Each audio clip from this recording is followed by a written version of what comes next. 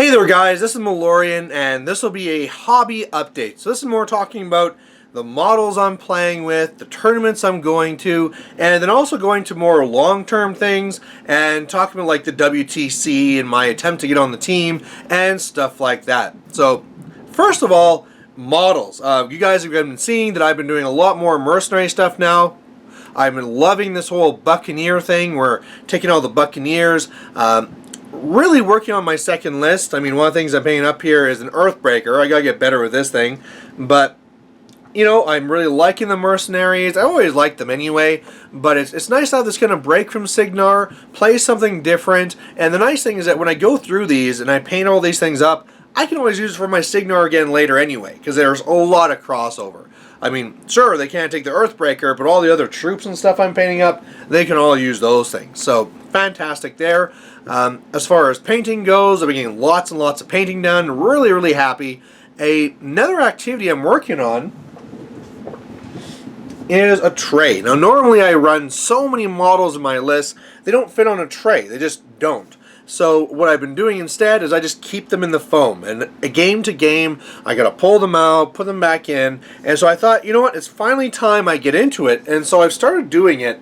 And the way I am is I'm magnetizing them. So I got little magnets on the little guys, larger magnets on the jacks, and then the base isn't on the Earthbreaker yet, but magnets on there too. So the nice thing about that is that now when I have fewer models, it'll fit on the tray, but even sometimes before, even if it fit on, it would move around and chip. Well, now they're not going to really move around and chip anymore. So that's fantastic.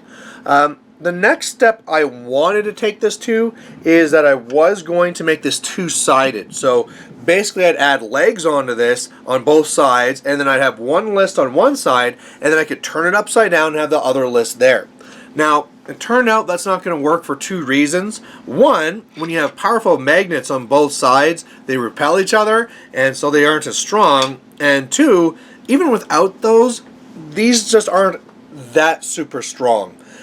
They'll keep it on, and I can put this almost sideways, but some of the things, like especially like the metal models, like I have Freebooter here, the magnets just aren't strong enough. And so if I was to put upside down or even sideways to start getting there, they're going to start shifting around, and I just want to deal with all the damages that could be happening there. So what we're going to do then is that this tray will work out great so that whenever I have models that will fit on here, hooray, I'll use this one. I have a larger sheet, and even though it's metal, it turned out it wasn't magnetic, but what I'm going to do is just lay down a piece of like sheet metal or whatever, find something that's magnetic, lay it down there, and then hooray, that's a much bigger one I can use for even the spammiest of my armies I take.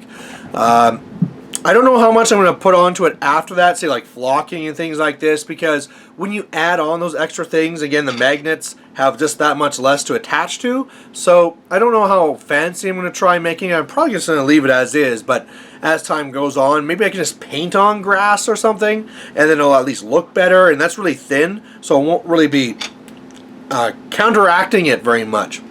Otherwise, I got some tournaments coming up. First one here is not this weekend, it's next weekend, and that's my event, Blood and Gears. This is a Masters event I'm running, and I've run tournaments for a long time. In the beginning, they're just like 10 people, and I thought it was awesome when I got 20. Last year I got to 30. It's like, this is awesome, and now 50. And so it's a 2-day event. Lots of things going on. I finally now have everything in place. Everything's paid for. I got all the trophies and all the awards and stuff. So that's going to be really interesting. As far as what you guys will get from that, I don't know if I'm going to be able to record a game from every single round. I might just record the top game, but we'll see.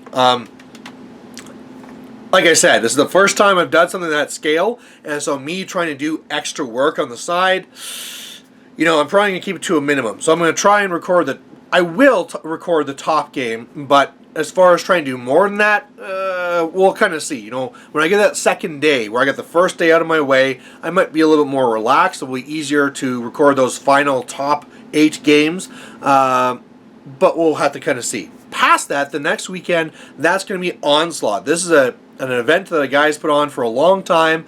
Back when I was doing 40K in Fantasy, I went to it. I have trophies still up there from Onslaught. And I'm now coming back and I'm doing War Machine. I've missed the last couple of times, but I can barely make this one now with the other stuff going on that weekend. And I'm going to bring the Buccaneers there. So this will be the first tournament I'm taking the Buccaneers to. I'm still working on a secondary list. I did a little bit of Gorton, then I looked at a little bit of Magnus 2. Now I'm looking at different Gorton builds and Drake McBain builds. So that one's really up in the air. But clearly you guys will get all those battle reports from that. So that should be 4 games there.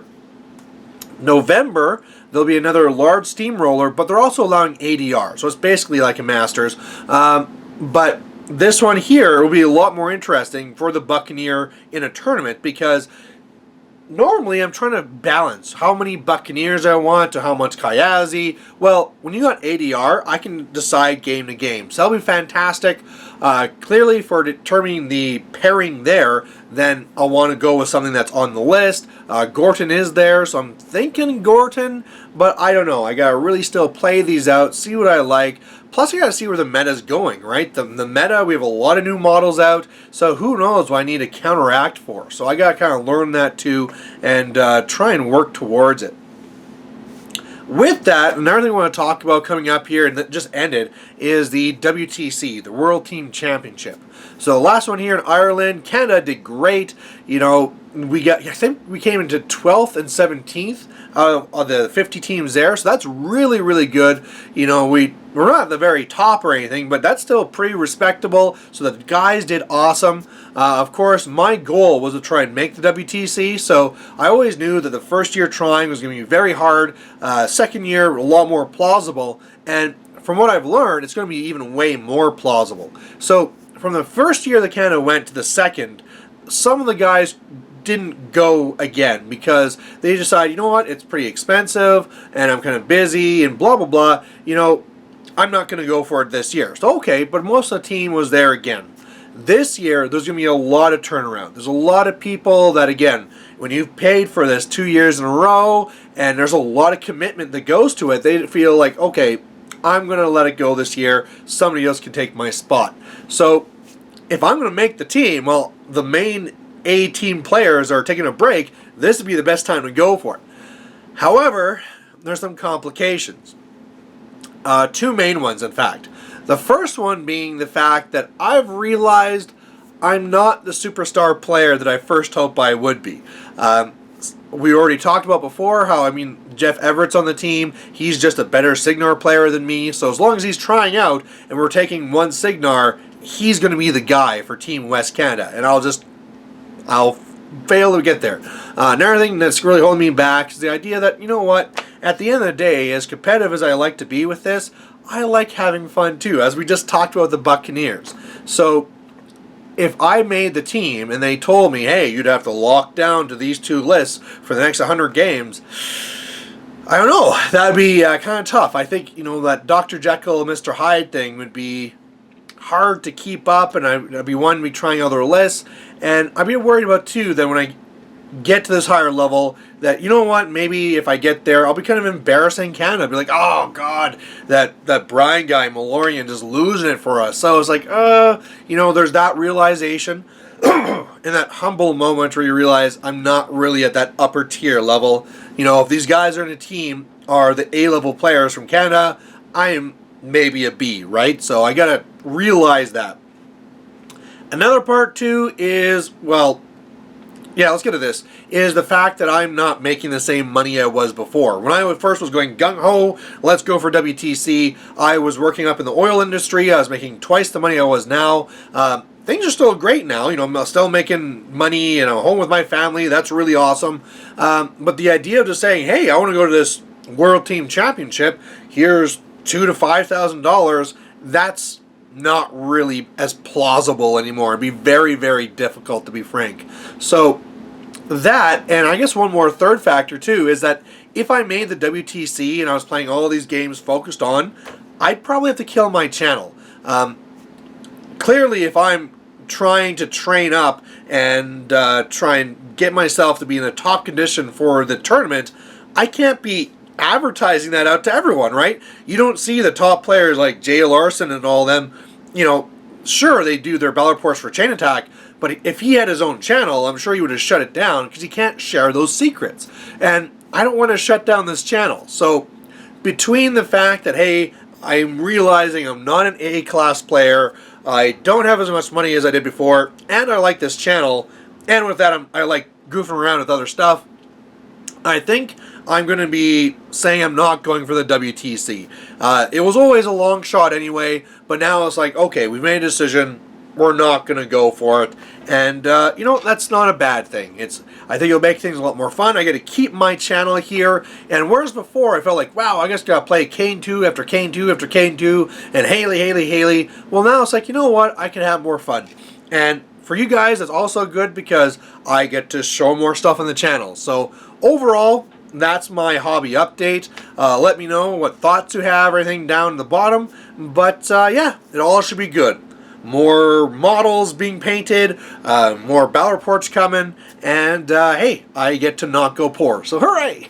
Alright guys, catch you later. Bye.